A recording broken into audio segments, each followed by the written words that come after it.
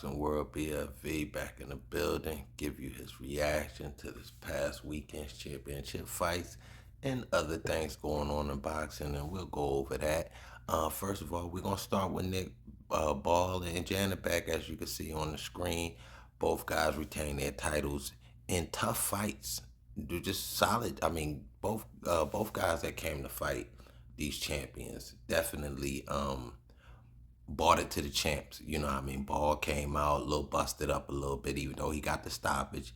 Janabek got the stoppage too, but the comeback from the Andre guy, I mean, Miller Linkage, I believe his name is. Let me scan that. Well, I don't even know how to pronounce these last names. Y'all know I'm terrible with them, so I don't want to brutalize this guy's last name. Where is it at? Maka Helovich. Mika Hilovich. Lulovich. I'm terrible. I'm terrible. But honestly, that fight should have been probably stopped. But just to see the way he came back, though, salute to him. I hope he, you know what I mean, definitely take some time and recover from that.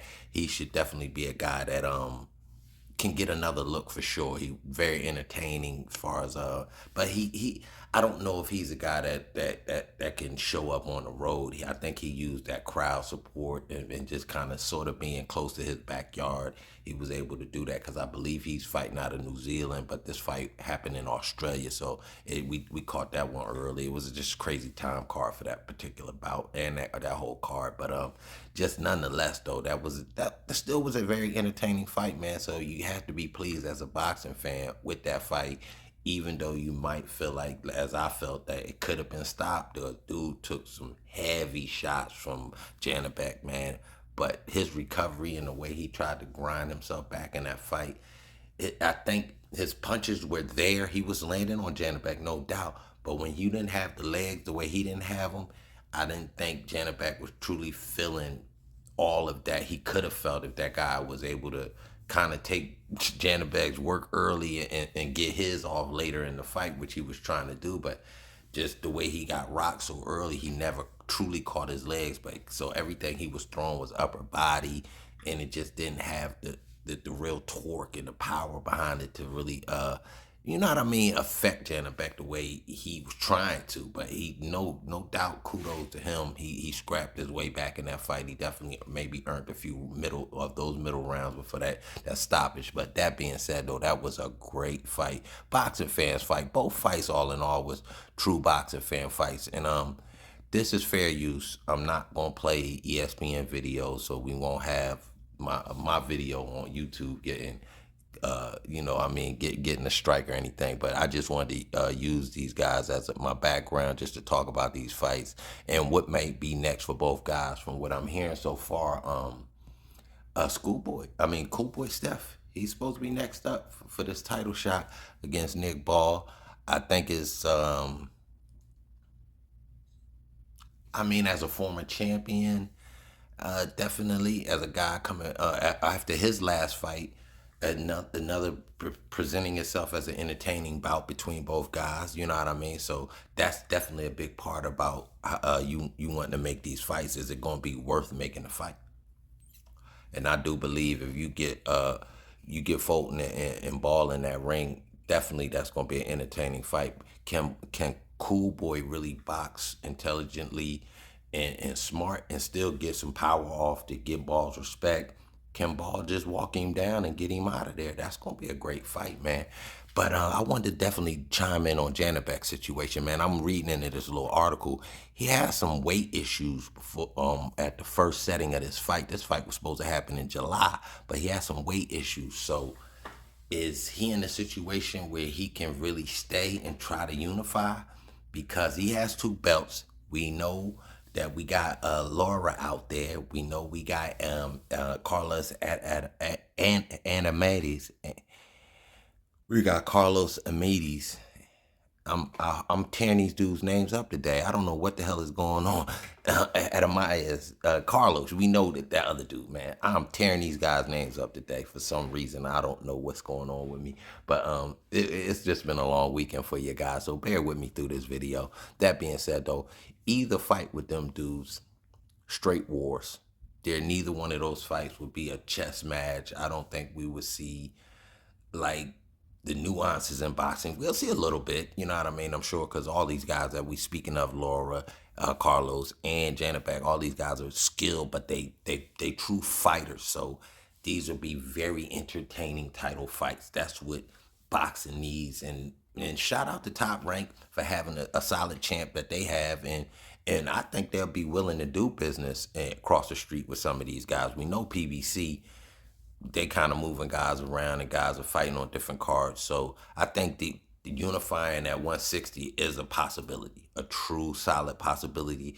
Just really depending on can Janabek stay in his weight class. But if he has to move to 168, that just opens up the door for another name, a former champion coming up into another division. 168 is wide open market. We know Canelo ain't gonna be around too much longer, so there's gonna be some freeing up of the belts in that situation.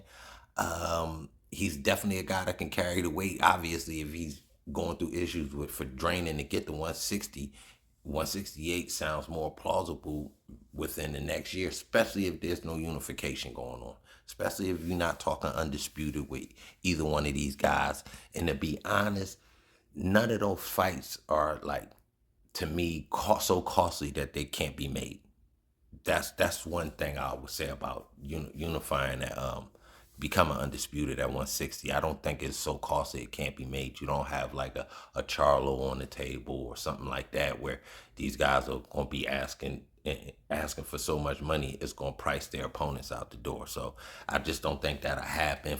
I think that's something that won't stop undisputed from 160. Just like I said, really depending on what Janabek is doing and where he's at with this weight situation that obviously can hurt anybody in boxing. If you can't make a certain weight, that can deter whatever plans that you had. So just big issue right there. Definitely something that we gotta pay attention to coming forward. But like I said, if he did have to move up, it opens up the door for either one of those champs to grab these straps.